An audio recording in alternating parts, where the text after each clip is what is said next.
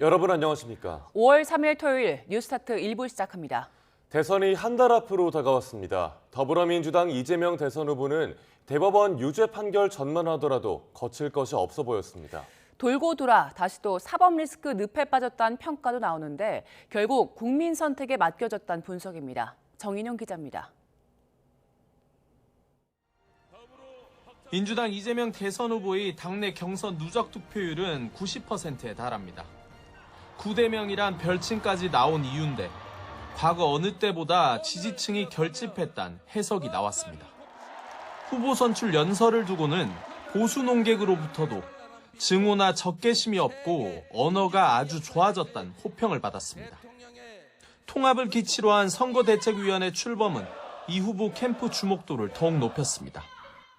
선대위에 청년과 여성이 다소 부족했다는 지적을 제외하곤 계파와 진영을 초월해 매버드급으로 구성됐다는 평가가 지배적입니다.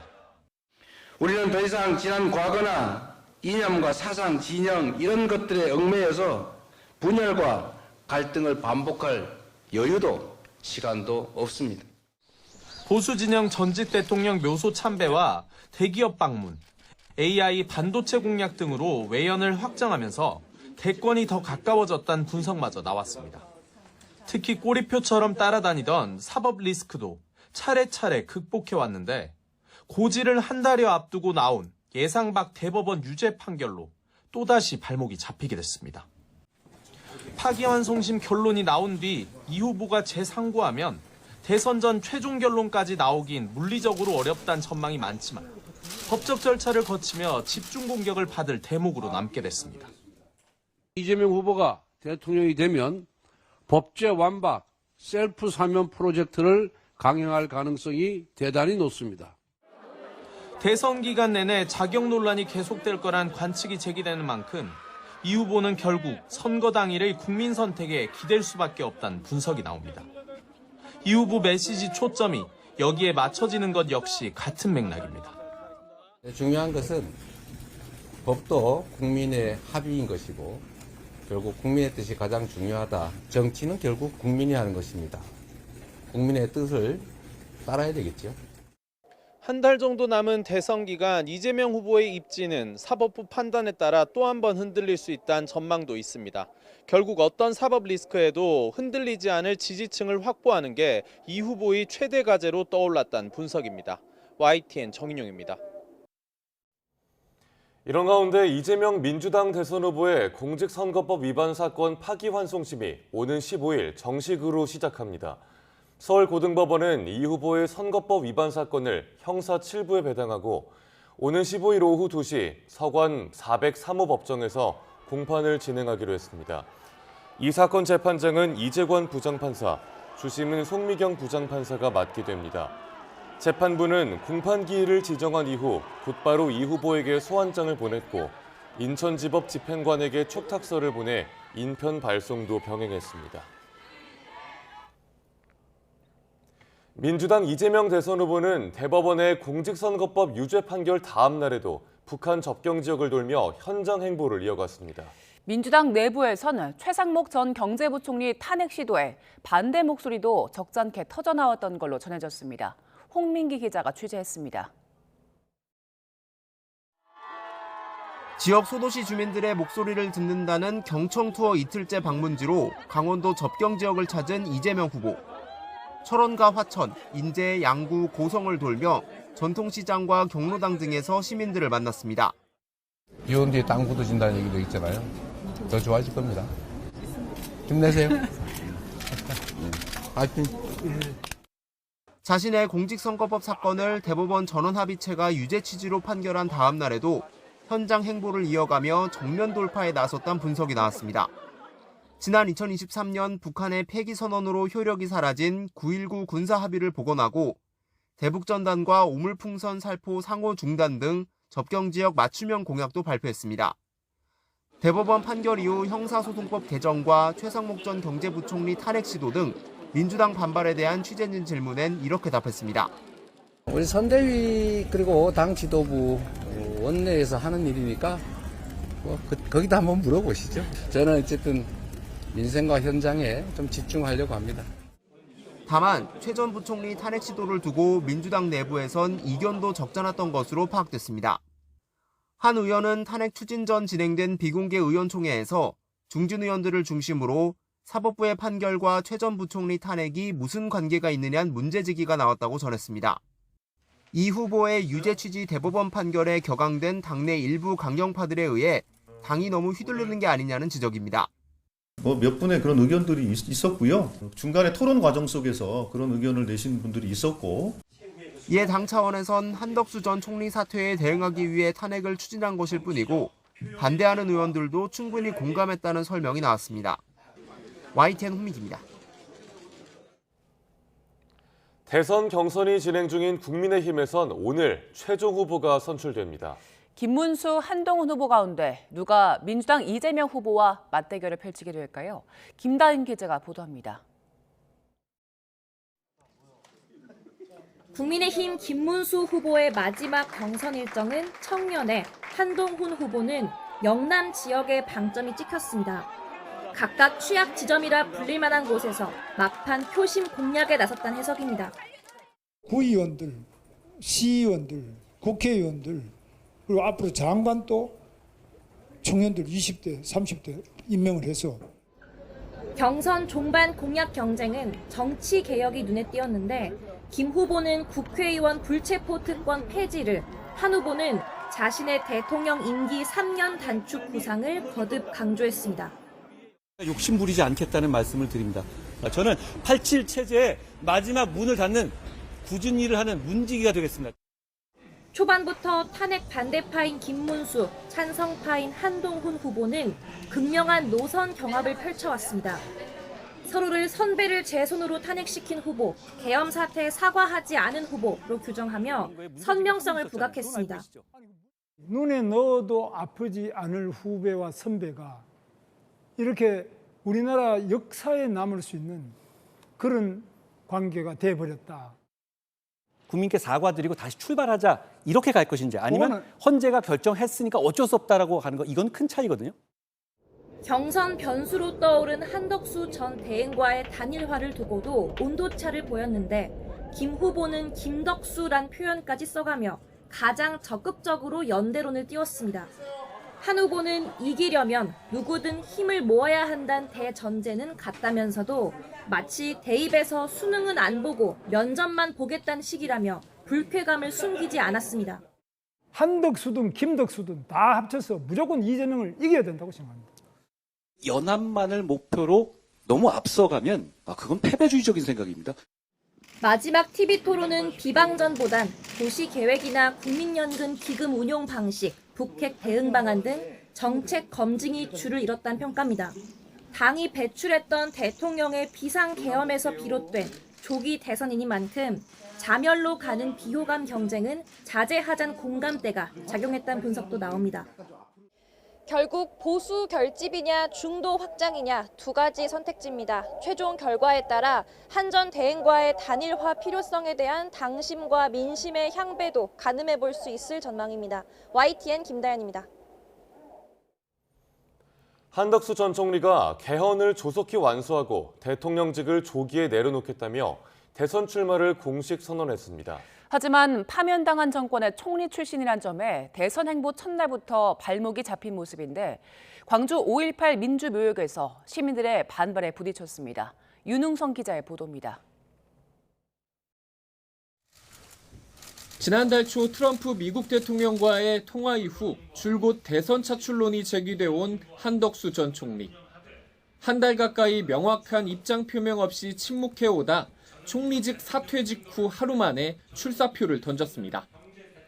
2년 차의 권력 분산을 위한 개헌을 마치고 3년 차의 새 헌법에 따라 총선과 대선을 실시한 뒤 퇴임하겠다며 헌법 개정을 전면에 내걸었습니다. 누가 집권하건 지금과 크게 다르지 않은 불행이 반복될 따름입니다. 다음 시대를 여는 디딤돌이 되겠습니다. 또 다른 과제로 미국발 관세 전쟁을 꼽았는데 통상교섭본부장과 경제부총리 등 경제 관료로서의 경험을 내세우며 해결에 자신감을 드러냈습니다. 특히 비상계엄과 탄핵 정국을 거치며 극심해진 사회 갈등을 고려해 통합에도 앞장서겠다고 목소리를 높였습니다. 보수 혼자 산업화를 이루지 않았고 진보 혼자 민주화를 이루지 않았습니다. 국민 통합과 약자 동행이 이루어지도록 혼신의 힘을 다하겠습니다. 대선 출마 선언 직후 첫 현장 일정으론 서울 돈이동 쪽방촌을 찾아 주민들 애로사항을 들었습니다. 또 오세훈 시장과 점심을 함께하며 서울시의 약자 동행 정책을 대폭 포함하겠다고도 약속했습니다. 국민의힘 권영세 비상대책위원장은 한 전 총리와 특별한 회동 계획이 없다면서도 출마 선언을 긍정적으로 평가하며 이른바 반 이재명 빅텐트의 기대감을 내비쳤습니다. 의지가 굉장히 강하시고 내용이 괜찮은 것으로 평가합니다.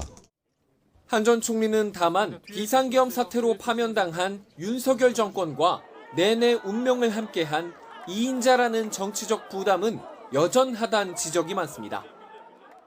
내란 대행 한덕수를 앞세운 내란 잔당의 제2 내란 시도입니다.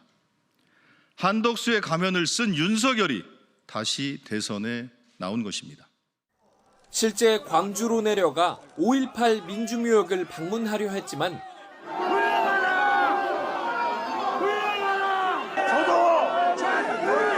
사람입니다, 여러분. 반발하는 시민들에 막혀 끝내 발길을 돌려야 했습니다. 한 전 총리의 통합 행보가 순탄치만은 않으리란 관측이 나옵니다. 또 조기 대선 전국을 관리해야 할 이른바 심판이 선수로 뛰어든 것 자체가 명분이 없다는 비판도 만만치 않습니다. 지난달 한 전 총리가 언급한 마지막 소명이 결국 대권이었느냐는 비아냥도 나오는데 이 같은 정치적 부담을 어떻게 극복해 나갈지 주목됩니다. YTN 윤홍성입니다. 새 정부 출범을 30여일 앞두고 이주호 대통령 권한대행이 세 번째 대행으로서 업무를 개시했습니다.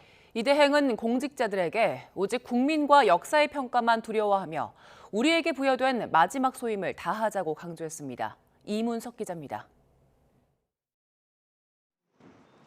대통령 권한대행으로서 첫 출근길, 이주호 권한대행은 무거운 책무에 막중한 책임감을 느낀다고 소감을 전했습니다. 초유의 대행의 대행 체제지만 크게 걱정하지 않는다고 답했습니다. 국정은 시스템으로 운영되는 것이라고 생각을 합니다. 안정적으로 국정이 운영될 수 있도록 최선을 다하겠습니다. 제일 먼저 챙긴 건 국가안보였습니다. 첫 공식 업무로 국가안전보장회의를 열고 국민이 조금도 염려하지 않게 갑절의 노력을 기울여달라고 요청했습니다. 특히 북한이 어떠한 도발 책동도 획책할 수 없도록 빈틈없는 대비 자세를 유지하시기 바랍니다. 국무위원 간담회에 이어 처음 임시 국무회의를 주재해 국회를 통과한 13조 8천억 원 규모 추가 경정 예산안을 심의 의결했습니다. 장관들에겐 선거의 정치적 중립을 당부하고 사명감과 하나된 자세로 마지막 소임을 다하자고 말했습니다. 우리 모두가 권한대행이라는 자세로 마지막 남은 30여일 동안 혼신의 힘을 다해 국정을 챙겨야 합니다. 국민 안전 책무를 지키겠다는 의미로 재난안전관리상황실도 찾아 산불 등 안전 현안을 점검했습니다. 유례없는 정치적 과도기 속 세 번째 권한대행이 된 이주호 부총리. 모든 공직자를 향해 흐트러지지 말고 맡은 바 업무에 매진할 것을 주문하고 또 주문했습니다. YTN 이문석입니다. 국무총리와 경제부총리의 연쇄 사퇴로 정치 불안이 재부상한 가운데 우리 증시가 소폭 상승으로 마감했습니다.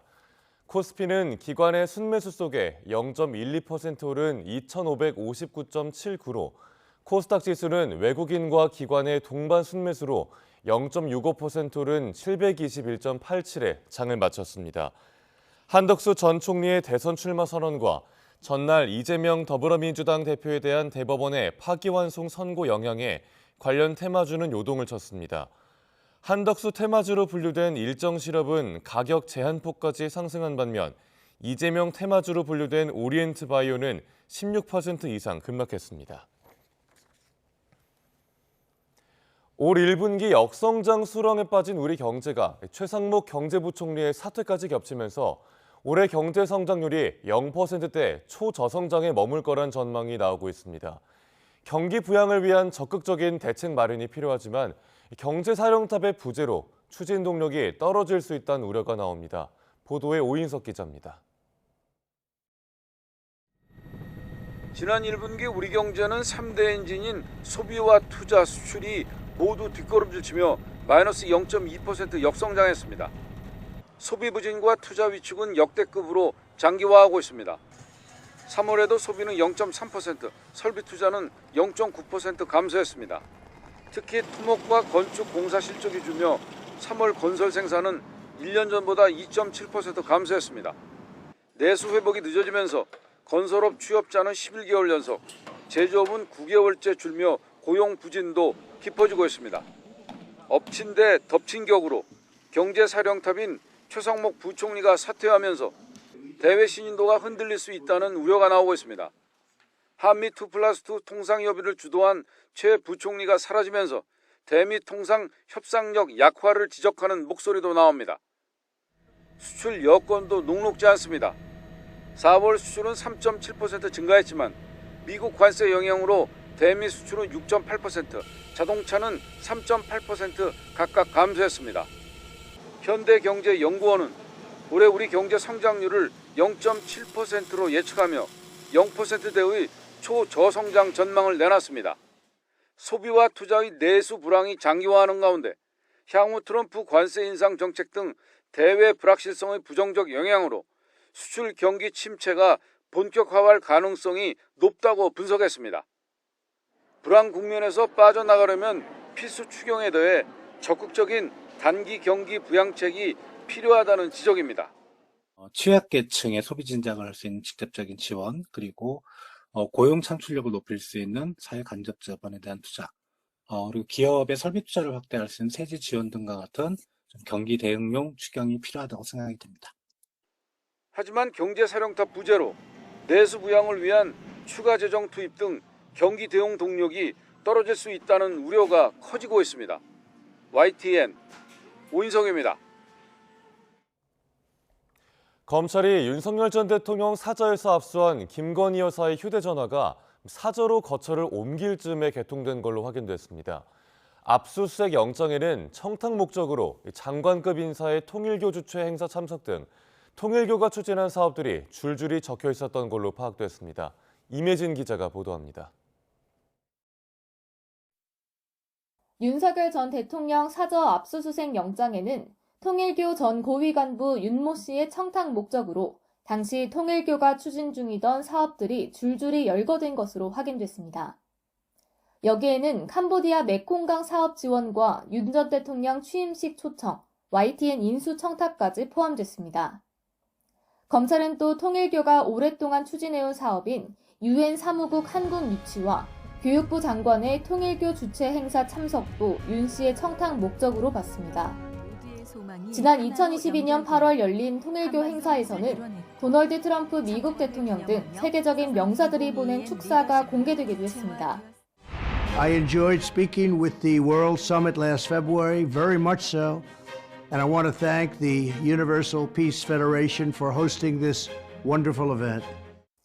검찰은 이 행사에 정부 장관급 인사가 참석할 수 있도록 윤 씨가 건진법사 전성배 씨를 통해 윤 전 대통령 부부에게 청탁을 시도한 것으로 의심하고 있습니다.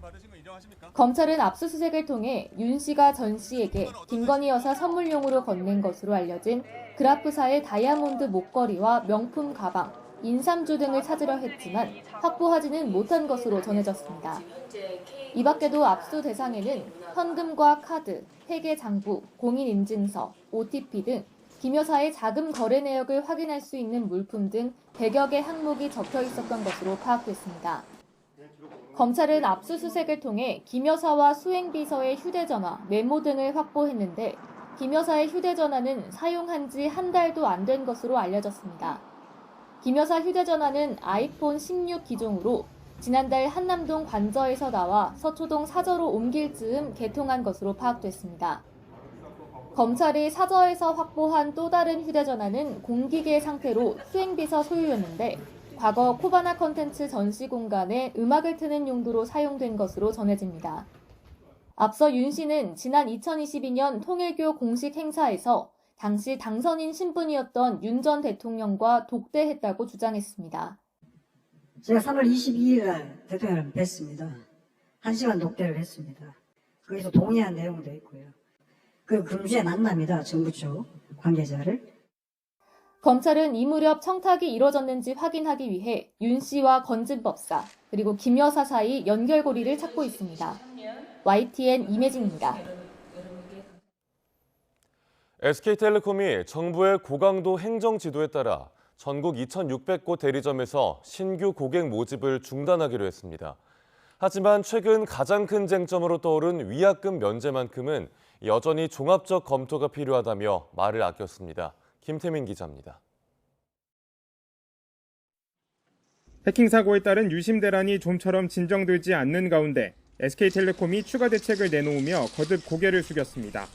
신규 가입 중단 등 전날 정부가 내놓은 고강도 행정 지도를 대부분 수용했습니다. 전국 2,600여 개 티월드 매장에서 신규 영업을 당분간 중단하고 고객들의 유심 교체 업무에 전념하겠습니다. 그러면서 유심 주문 물량이 오는 15일부터 들어올 예정이라며 다음 달까지 유심 1,000만 개를 공급하겠다고 설명했습니다. 한때 접속 지연 사태를 빚은 유심 보호 서비스 역시 별도 신청 없이도 자동으로 가입되도록 바꿨습니다. 75세 이상 노인과 장애인 등 취약층부터 차례로 자동 가입을 시작해 하루 최대 120만 명씩 오는 14일까지 전국의 가입을 마치겠다는 계획입니다. 또 연휴 기간 해외 여행객 편의를 위해 공항 로밍센터마다 추가 지원 인력을 배치하고 14일부터 로밍 시에도 이용 가능한 유심 보호 서비스를 시행할 방침입니다. 하지만 SKT는 해킹 사고의 책임을 물어 해지 위약금을 면제하라는 일각의 요구에 대해선 여전히 뚜렷한 답변을 내놓진 못했습니다. 고객 이탈과 수익 악화가 불가피한 중대 사안인 만큼 종합적 검토 중이라는 말만 되풀이했습니다. 그래서 이사회에서 충분히 논의를 하고 또 과기정통부의 어떤 또 법무 검토 이런 부분도 또 별도로 나오고 그런 부분들을 종합적으로 판단을 할 예정인데 시기에 대해서는 아직 좀 특정해서 말씀드리기가 어렵다고 생각합니다.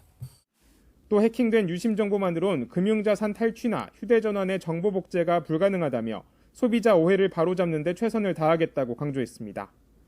SK텔레콤은 당분간 매일 브리핑을 통해 해킹 사고 대응 현황을 설명하겠다는 방침인데 고객 불안이 충분히 해소될 수 있을지 주목됩니다. YTN 김태민입니다. SK텔레콤은 유심 교체를 예약한 가입자들에게 아직 재고 도착 문자를 보내지 않고 있다며 관련 공지를 빙자한 문자 사기에 주의해달라고 당부했습니다. SK텔레콤은 브리핑에서 대기 순서가 되면 114 번호를 통해 발송하게 될 거라며 이같이 밝혔습니다. 또 이번 사태로 문자 사기가 증가한 것과 관련해선 경찰청 등 관계기관과 스미싱 피해 방지 활동을 확대하겠다고 답했습니다. 진실화해위원회 박선영 위원장이 5.18 북한 개입설에 대해 잘 모른다고 말한 걸 두고 직원들의 사퇴 요구가 거셉니다. 안창호 국가인권위원장은 매년 참가해오던 서울 퀴어 문화축제에 참여하지 않기로 했는데 이 같은 수장들의 행보에 인권 보장을 위한 주요 기구들이 몸살을 앓고 있습니다. 보도에 신기혜 기자입니다. 진실화해위원회 직원들이 최근 박선영 위원장의 사퇴를 요구하고 나섰습니다. 국회에 출석한 박 위원장의 5.18 광주 민주화운동 관련 발언 때문입니다. 5.18의 발생 과정에서 북한군의 개입설에 대한 진화 위원장의 인식은 어떻습니까? 그 질문이라면 그 논란은 있지만 저는 확인하지 못했습니다. 사실 여부를 모른다고요, 제가. 하지만 이 발언은 5.18 민주화운동에 북한군 개입은 없었다는 정부의 공식 조사 결과와 배치됩니다. 박 위원장은 취임 전 유튜브에 출연해 5.16 군사쿠데타를 옹호하는 발언을 하기도 했는데 반복되는 논란에 내부 비판도 커지고 있습니다. 그 전에는 저희들이 내부 게시판에 글을 올려도 노조 집행부 몇 명만 댓글을 다는 수준이었는데 23명의 직원이 그 실명으로 위원장의 발언은 부적절하고 자격이 없다. 안창호 위원장이 수장으로 있는 국가인권위원회도 상황은 비슷합니다. 비상계엄 사태로 탄핵 심판과 형사재판에 넘겨진 윤석열 전 대통령의 방어권을 보장해야 한다는 안건을 의결하고 국제기구의 다수 국민이 헌법재판소를 믿지 않는다는 취지의 답변서를 보내 논란이 됐습니다. 최근에는 매년 참가해오던 퀴어 축제에 불참하겠다는 결정을 내리면서 직원들이 반발하고 있습니다. 국가인권위원회 수장이라고 하면 인권을 기준으로 어떤 사안을 결정해야 되는데 인권이 아닌 혐오 세력이라든가 혹은 반인권을 지지하는 지지자, 이 지지자분들을 위한 결정을 지금 하고 있는 게 아닌가.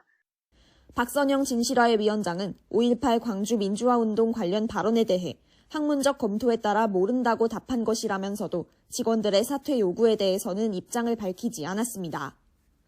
또 인권위는 윤 대통령 방어권 보장 안건은 절차를 거쳐 의결됐고 국제기구에 보낸 답변서 역시 반대 의견까지 모두 전달한 것이라는 설명을 내놨습니다. 하지만 국가폭력 피해자와 소수자 권리 보장을 위한 기관의 수장들이 기관의 취지와 어긋나는 행보를 보인다는 비판은 계속되고 있습니다. YTN 신계입니다. 아동 청소년 대상 성범죄 가운데 디지털 성범죄 비중이 최근 4년 새 3배가량 증가했지만 처벌은 솜방망이 수준에 그치고 있습니다. 가해자의 절반 이상은 집행유예나 벌금형을 받고 있는 건데요. 백종규 기자가 보도합니다. N번방부터 목사방, 판도라까지 디지털 기술과 결합한 아동 청소년 성착취 범죄는 날이 갈수록 늘고 있습니다. 미성년자들이 인터넷과 스마트폰 등에 이전보다 빨리 노출되면서 온라인에서의 범죄자들의 접근이 쉬워졌기 때문이라는 분석이 나옵니다. 아동 청소년 성범죄 사건 4건 가운데 1건이 디지털 성범죄인데 이 유형의 범죄가 최근 4년 사이 3배 가까이나 늘었습니다. 청소년 성보호법 등 법안 개정을 통해 처벌 요건을 강화했지만 성착취로까지 이어지는 디지털 성범죄는 오히려 증가하고 있는 겁니다. 아동 청소년 성착취물 이용 강요 협박죄의 형량을 확대하였습니다. 보다 촘촘하고 실효성 있는 대응 방안 마련이 절실한 때입니다. 사회 전반으로 미성년자 성보호에 대한 도덕적 인식이 해이해졌다는 평가 속에 솜방망이 처벌이 문제를 더 키우고 있습니다. 지난 2023년 기준 아동 청소년 대상 성범죄로 유죄 판결이 확정된 가해자들의 판결문을 분석해보니 최종심에서 가해자 10명 가운데 6명 이상이 벌금형이나 집행유예에 그쳤습니다. 징역형을 선고받은 가해자의 평균 형량도 44개월에 불과합니다. 평균 연령이 14세인 피해자들이 평생 안고 살아가야 할 심적 고통이 헤아릴 수 없이 큰데도 법관념이 국민의 법 감정을 따라가지 못한다는 비판이 나옵니다. 미성년자 대상 성범죄는 상습, 반복적으로 이루어질 수 있는 만큼 범죄 특성을 고려한 실질적인 처벌 강화가 절실한 상황입니다. YTN 백종규입니다. 잇따르는 흉기 난동 사건에 시민 불안이 높아지자 지난달부터 공공장소 흉기 소지죄가 도입됐습니다. 특별한 이유 없이 공공장소에서 흉기를 꺼내 여러 사람이 불안감을 느끼면 성립되는 죄인데 현장 경찰들조차 법 적용에 혼선을 겪고 있습니다. 윤태인 기자의 보도입니다. 늦은 밤 주택가 사이의 좁은 도로에서 경찰관들이 한 남성을 향해 다가갑니다. 칼 버리라고! 지난달 10일 경남 창원에서 50대 남성이 공공장소 흉기 소지 혐의로 현행범 체포됐습니다. 과거에는 사람들 앞에서 흉기를 들고 있어도 혐의 적용이 까다로워 신속한 대응이 어렵다는 문제가 있었는데 공공장소 흉기 소지죄가 도입되며 흉기를 보여 불안감을 일으키면 3년 이하 징역 등의 처벌이 가능해졌습니다. 경찰은 흉기로 불안감을 조성하는 행위에 대해 현재까지 여러 명을 검거했다며 향후에도 적극 대응하겠다고 강조합니다. 하지만 동시에 경찰 내부에서는 혐의 적용 대상에 대한 신중한 검토가 필요하다는 의견도 나옵니다. 일선 경찰서 간부급 관계자들은 문구용 칼을 들었는지 수십 센티미터의 큰 검을 들었는지 상식선에서 흉기의 구성 요건을 따져볼 필요가 있다고 설명했습니다. 또 명백히 사람을 해칠 흉기로 보인다고 해도 흉기를 들고 있던 이유에 대해 고의성과 구체적인 경위 확인이 우선이라고 말했습니다. 다른 경찰 간부급 관계자 역시 단순히 흉기를 들었다고 법을 적용할 게 아니라 지나친 법 집행은 인권 침해 우려가 있는 만큼 현장 판단이 중요하다고 강조했습니다. 전문가들은 경찰관들의 신속한 판단을 돕는 지침이 필요하다고 지적합니다. 좀 몽둥이라도 필요한 장소와 시간과 사람이 있는가 없는가에 따라서 흉기 여부를 판단할 수 있으면 좀 더 낫지 않을까. 규정을 좀 더 구체화하면 되겠죠. 경찰청은 향후 2-3개월 동안 공공장소 흉기 소지죄 검거 사례 등을 수집하고 분석해 이를 토대로 구체적인 가이드라인을 만들 예정입니다. YTN 윤태인입니다. 경찰이 국정원과 공조 수사를 벌여 이른바 좀비 마약을 국내에 유통한 외국인 조직을 적발했습니다. 빌라 여러 곳에 몰래 침입해 3억 원 상당의 금품을 훔친 혐의로 50대 남성이 경찰에 붙잡혔습니다. 사건 사고 소식 김희영 기자가 전합니다. 낙엽이 쌓인 땅을 파니 작게 포장된 물건이 나옵니다. 메페드론, 이른바 좀비 마약입니다. 과다 투약하는 경우 다른 사람의 목을 물어뜯기도 해 이런 이름이 붙었는데 경찰은 이 합성 마약을 국내에서 유통한 외국인 조직원 5명과 구매자 10명을 검거해 검찰에 넘겼습니다. 우즈베키스탄 국적의 총책은 텔레그램 채널을 통해 국내에 머무는 러시아와 중앙아시아권 외국인들에게 마약을 판 혐의를 받고 있습니다. 경찰은 관련 첩보를 입수한 국정원과 지난해 2월 공조 수사에 나서 이들을 검거하고 1,500명가량이 동시에 투약할 수 있는 메페드론 150g과 대마류 10g을 압수했습니다. 서울 강남경찰서는 지난 3월 말부터 20여일 동안 서울에 있는 빌라 7곳에 침입해 3억 1천만 원 상당의 금품을 훔친 혐의로 50대 남성 A씨를 구속했습니다. 절도 전과가 있는 A씨는 현금만 쓰는 등 경찰 추적을 피하면서 훔친 돈 대부분을 유흥비와 경마장 도박 자금으로 쓴 것으로 파악됐습니다. 경기 오산시 부산동에서는 아침 8시 15분쯤 음주 상태로 차를 몰다가 자신을 쫓아온 경찰 사이드카를 들이받은 혐의를 받는 20대 남성이 붙잡혔습니다. 경찰은 이 남성이 일부러 사이드카를 친 건 아니라면서도 검거 과정에서 경찰관 한 명이 경상을 입었다며 당시 남성의 혈중 알코올 농도가 면허 취소 수준이었다고 밝혔습니다. 이런 가운데 경기 북부경찰청은 낮 시간대 동시 음주 단속을 벌여 식당과 유흥가 주변 등에서 11명을 적발했습니다. 이 가운데 면허 취소 대상이 1명, 면허 정지 대상이 10명이었습니다. YTN 김희영입니다. 급격히 증가하는 노인 돌봄 수요에 대응하기 위해 정부가 외국인 유학생 요양보호사를 양성하고 있습니다.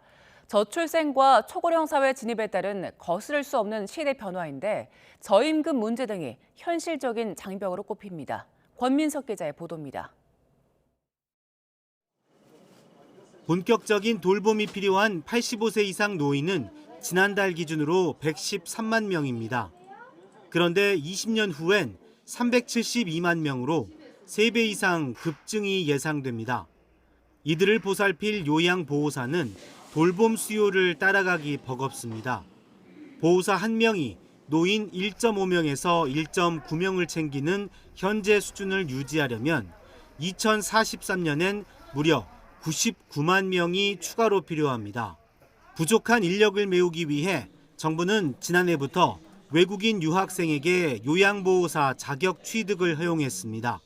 시험에 합격하고 요양시설에서 일하면 이셉은 취업비자를 받을 수 있는데 현재까지 3명이 발급받았습니다. 졸업생뿐 아니라 재학 중에도 자격증을 딸 수 있어 요양보호사를 준비하는 외국 학생이 조금씩 늘고 있습니다. 노인들의 모습을 보면서 좀 마음이 아프시고 그러니까 뭔가 그 환자들에게 도움이 될 수 있는 요양보호사가 된다는 게 꿈이 되었습니다. 다만 높은 언어 장벽과 고된 노동 강도는 진로 선택의 장애물입니다. 특히 최저시급 수준으로 200만 원 안팎 낀 저임금 문제 해결이 최대 과제입니다. 일단 연락할 때, 바쁠 때, 다음 단계 들어갈 때 하면 입지하는 기준으로 보면 여기 위안보호서 이렇게 적어요. 필리핀 가사관리사의 경우 월 300만 원에 가까운 이용료가 책정돼 강남임으로 불리며 부유층 전용이란 비판을 받는 만큼 외국인 유학생의 요양보호사 정착까진 다소 시간이 필요해 보입니다. YTN 권민석입니다. 시리아에서 최근 소수종파 드루즈족과 정부군의 충돌로 100여 명이 숨지면서 중동 갈등의 또 다른 변수가 되고 있습니다. 이스라엘은 드루즈족 보호를 명분으로 시리아 대통령궁 부근을 공습하며 시리아 정권에 보내는 경고라고 밝혔습니다. 런던 조수연 특파원의 보도입니다. 이스라엘이 시리아 수도 다마스쿠스를 이틀 만에 또 공습했습니다. 이번에는 대통령궁 인근을 겨냥했는데 네타냐후 총리는 시리아 정권을 향한 경고 메시지라고 밝혔습니다. 그러면서 다마스쿠스 남쪽에 병력을 배치하거나 드루즈족을 위협하는 것을 허용하지 않겠다고 강조했습니다. 시리아에서는 드루즈족과 정부군의 충돌로 지난 며칠 사이 100명 넘게 사망하면서 이스라엘의 공습 확대로 이어졌습니다. 미 국무부는 드루즈족을 대상으로 한 폭력과 선동은 용납할 수 없다고 규탄했습니다. 그러나 시리아 대통령실은 이스라엘의 공습을 비난하면서 국가기관과 주권을 노린 위험한 갈등 고조 행위라고 주장했습니다. 또 국제법 위반 행위에 맞서는데 국제사회와 아랍 국가들이 함께해달라고 촉구했습니다. 시리아 시민들도 새 정부가 방어 시스템 등을 갖출 때까지 이런 공격을 해서는 안 된다고 말했습니다. تعرف ان اول سنه اول ما استلم جديده الدوله الجديده تعرف بدها فتره لبين تاخذ حريتها المضبوط يعني. 드루즈족은 이슬람계 소수 종파로 시리아와 레바논, 이스라엘에 분포해 있습니다. 시리아의 드루즈족은 이스라엘과 가깝게 지내고 이스라엘 내 드루즈족은 경력 의무 등을 충실히 이행하는 것으로 알려졌습니다. 지난해 12월 아사드 정권을 몰아낸 시리아 과도 정부는 소수 종파 포용 강화 방침을 밝혔지만 뿌리 깊은 종파 갈등은 쉽게 수그러들지 않을 것으로 보입니다. 런던에서 YTN 조수연입니다. 서유럽이 30도에 이르는 무더위에 시달리는 가운데 러시아에는 때 아닌 한파와 폭설이 찾아왔습니다. 눈 때문에 나무가 무더기로 쓰러지면서 모스크바엔 대규모 정전 사태까지 발생했습니다. 신웅진 기자가 보도합니다. 눈이 펑펑 내리는 가운데 도로 한복판에 큰 나무가 널브러져 있습니다. 한겨울이 아닌 5월의 풍경입니다. 러시아의 수도 모스크바 곳곳이 이런 상황이라 운전자들에게 비상이 걸렸습니다. Видимо, от снега и от ветра не выдержало, дерево упало. Приходится аккуратненько объезжать, чтобы не повредить свой автомобиль. 갑작스러운 폭설과 강풍에 쓰러진 나무가 전선을 덮치면서 전기가 끊겼습니다. 모스크바시에 따르면 2만 6천 명이 정전으로 밤새 추위에 떨어야 했습니다. Вдоль дороги тоже на проводах все висит. Электричества, соответственно, тоже с ночи нет и неизвестно, когда его включат. 5월 월평균 강수량의 20%가 넘는 양의 눈이 하루에 쏟아졌습니다. 러시아가 추운 나라라고 해도 이상 기온 외에는 설명이 안 됩니다. Сегодня ночью будут заморозки, причем достаточно интенсивные. В Москве около 0 температура до -1, до -2 градусов, а вот по области до -5.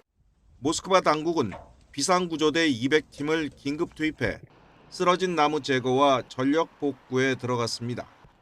YTN 신웅진입니다. 현지 시각 1일 영국 잉글랜드 일부 지역에서 치러진 지방 보궐선거에서 우익정당 영국개혁당이 압승했습니다.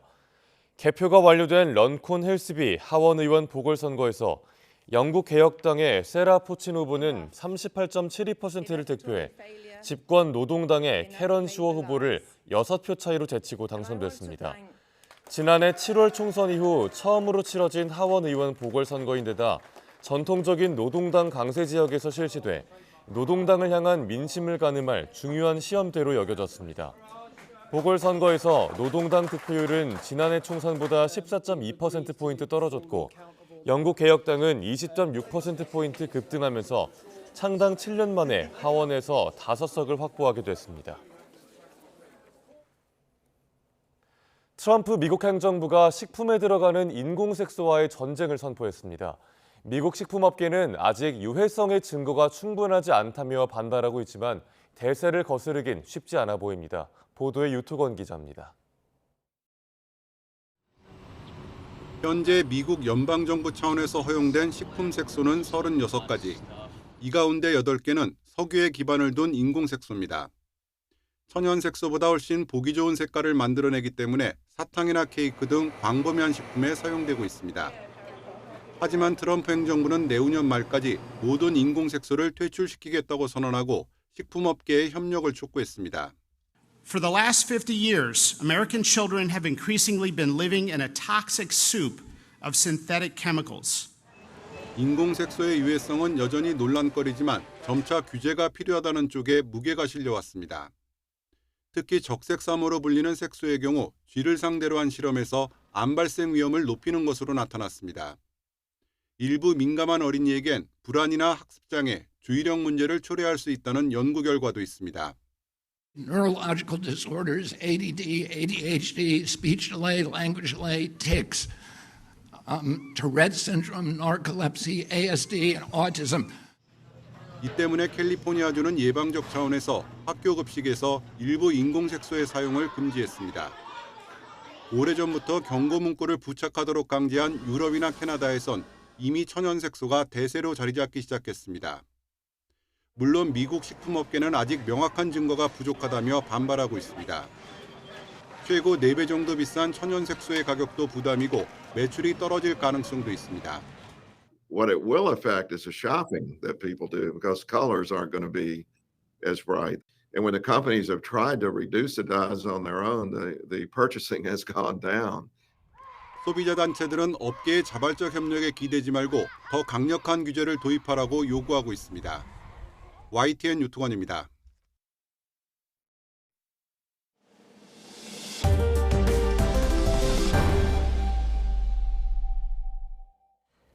계절의 여왕인 5월은 야외 활동하기에 좋지만 꽃가루 알레르기가 있는 사람들에게는 최악의 계절이기도 합니다. 최근 기후변화로 봄철 꽃가루 날림 시기가 최대 일주일이나 빨라진 데다 노출 위험이 커진 걸로 분석됐습니다. 정혜은 기자의 보도입니다. 계절의 여왕 5월은 봄이 무르익으며 야외 활동하기에 좋아지는 시기입니다. 보통 서울 평균 기온이 16도에서 21도 사이인데다 낮 최고 기온도 25도 안팎에 분포합니다. 특히 이 시기에는 벚꽃 등 화려한 봄꽃은 모두 지지만 산이나 거리 나무에서 꽃이 피며 또 다른 볼거리를 선사합니다. 하지만 이 중 일부 나무꽃은 비염 등 알레르기를 일으키는 주요 원인이 됩니다. 나무는 번식을 위해 꽃을 피우는데요. 이때 많은 꽃가루가 생성됩니다. 이 꽃가루는 바람에 의해서 다른 나무의 암꽃에 닿게 되고 수분 수정이 이루어집니다. 이러한 풍매화가 피는 수종으로는 자작나무와 참나무류 그리고 소나무 등이 있는데요. 이들 수종이 봄철에 많은 꽃가루를 한꺼번에 날리기 때문에 보통 4월 하순부터 5월까지 꽃가루 위험 지수가 높게 나타납니다. 그런데 최근 봄철 꽃가루 날림 시기가 과거에 비해 최대 일주일 더 빨라진 것으로 분석됐습니다. 기상청은 최근 11년 봄철 꽃가루 날림 시기를 전국 8개 도시별로 분석한 결과 서울 등 중부지방은 최대 5일, 남부지방은 1일, 제주도는 최대 7일 빨라졌다고 밝혔습니다. 이에 따라 기상청은 2019년 이후 6년 만에 꽃가루 달력을 새로 만들어 기상청 누리집에 공개했습니다. 달력이 매년 되게 차이가 많이 나요. 이게 꽃가루 관측을 해보면은 지역마다 종류가 좀 일단은 좀 다르고 나타나는 시기나 개수가 굉장히 차이가 많이 나기 때문에 그거를 한 11년 정도 평균을 해서 달력을 만들고 있거든요. 봄철 기온이 올라가고 겨울철 기온도 올라가고 그러다 보니까 시작되는 날짜가 좀 빨라졌고요. 또 꽃가루 지속 기간은 감소했지만 농도는 오히려 짙어지는 특징이 나타났는데 특히 거리에서 흔히 볼 수 있는 은행나무 등의 꽃가루 농도가 짙어진 것으로 분석됐습니다. 따라서 야외 활동 시엔 마스크나 선글라스를 착용해 꽃가루가 피부에 닿거나 눈에 들어가지 않도록 차단해야 합니다. 또 외출 후에는 손과 얼굴을 깨끗이 씻고 알레르기가 심한 사람은 새벽이나 아침 운동은 피하는 것이 좋습니다. YTN 정혜윤입니다. 아직 연휴 계획 없으신 분들은 고궁 나들이 계획해 보셔도 좋을 것 같습니다. 덕수궁에 지은 서양식 궁궐과 조선시대 왕과 왕비의 신주를 모신 종묘가 오랜 보수 공사를 끝내고 나란히 특별전을 열고 있습니다. 박순표 기자의 보도입니다.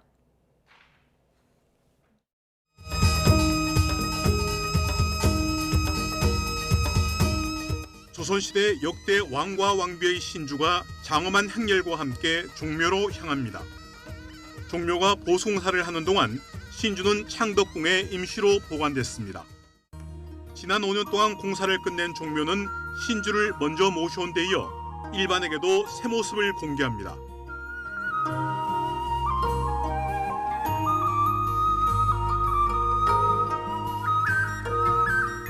시멘트 모르타르가 있던 정전 앞은 일일이 손으로 만든 전돌이 깔렸고 공장기와는 모두 한 장 한 장 구운 수제 전통기와로 교체됐습니다. 30년 만에 대대적인 수리로 조선 왕실의 품격을 한층 높였습니다. 종묘는 임진왜란 때 화재로 소실되었다가 광해군대에 재건이 되었는데요. 이번 수리 과정에서 해체 과정을 통해서 광해군대의 목재를 직접 눈으로 확인함으로써 종묘의 건축적 실체를 직접 확인할 수 있는 계기가 되었습니다.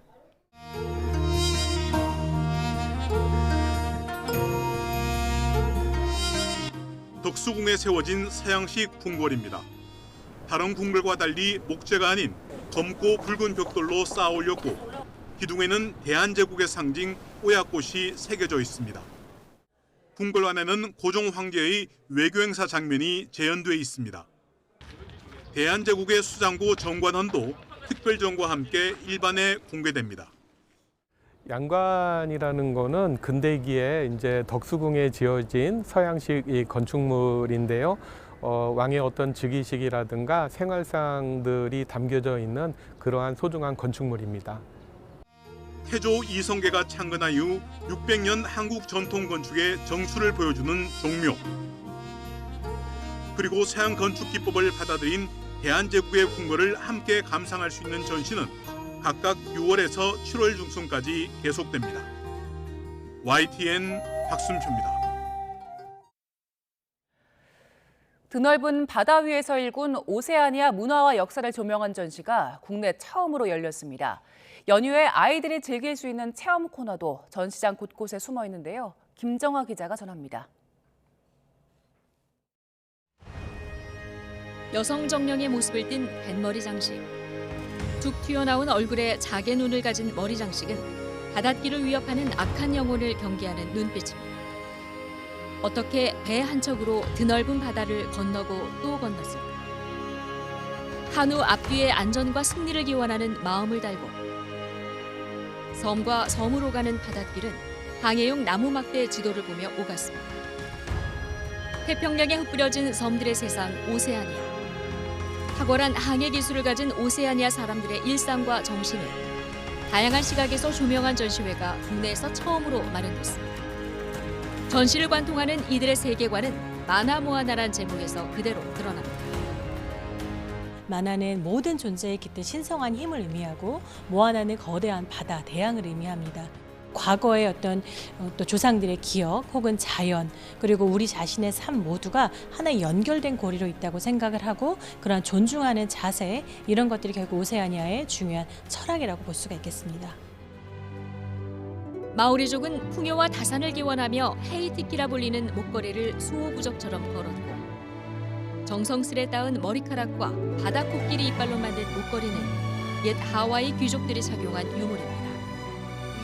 섬세한 장신구부터 거대한 조각상까지 각각의 유물을 통해 바다와 신화 공동체에 대한 이야기를 풀어놓은 이번 전시는 비서구 문화를 전문적으로 다루는 프랑스 케브랑리 자크시라크 박물관과 국립중앙박물관이 공동 개최했습니다. 전시장 곳곳엔 어린이 목소리로 오세아니아 이야기를 듣고 퀴즈를 풀어보는 체험 코너들도 마련되어 있습니다. YTN 김정아입니다. 프로야구 1군에 복귀한 SSG의 최정이 첫 타석 결승포로 팀 승리를 이끌었습니다. SSG는 LG와의 원정 경기에서 2대1로 이겼습니다. 올 시즌 개막을 앞두고 허벅지 부상으로 빠졌다가 이날 복귀한 최정은 첫 타석에서 상대 투수의 높은 직구를 잡아당겨 왼쪽 담장을 넘겼습니다. 이로써 최정은 KBO 리그 역대 최초의 500홈런 고지까지 4개만을 남겨놨습니다. SSG는 2연승을 거두며 선두 LG를 5연패로 밀어넣었습니다. 롯데는 극적인 재역전승으로 상승세를 이어갔습니다.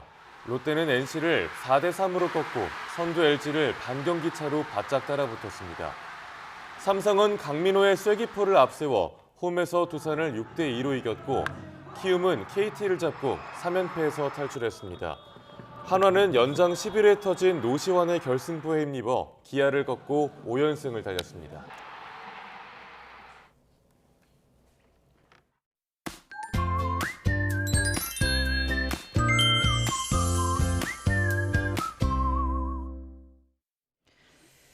현재 전국적으로 봄비가 내리고 있습니다. 오늘 오후까지 비가 오겠는데요. 수도권과 강원, 제주는 5에서 10mm, 호남은 최고 40mm로 예상됩니다. 특히 호남과 경남은 돌풍과 벼락이 예상되니까요. 시설물 관리와 또 안전사고에 유의하시기 바랍니다. 영동 지방에는 건조주의보가 이어지고 있습니다. 또 남해안과 제주도는 강풍이 불겠고요. 서해안을 중심으로는 기상해일 가능성도 있습니다. 해안가 안전사고 없도록 유의해 주시기 바랍니다. 현재 기온 살펴보겠습니다. 현재 서울은 10도, 춘천은 9.7도, 안동 9.3도로 어제와 비슷하거나 조금 높고요. 낮에는 비가 내리면서 서늘합니다. 서울이 15도에 머물겠고 춘천과 대구가 16도로 예상되고 있습니다. 이번 연휴는 비가 오락가락합니다. 일단 내일은 맑겠고 어린이날인 월요일은 밤부터 비가 시작이 돼서 연휴 마지막 날까지 이어질 전망입니다. 날씨였습니다. 뉴스타트 1부 마칩니다. 잠시 후 2부가 이어집니다. 시청해주신 여러분 고맙습니다.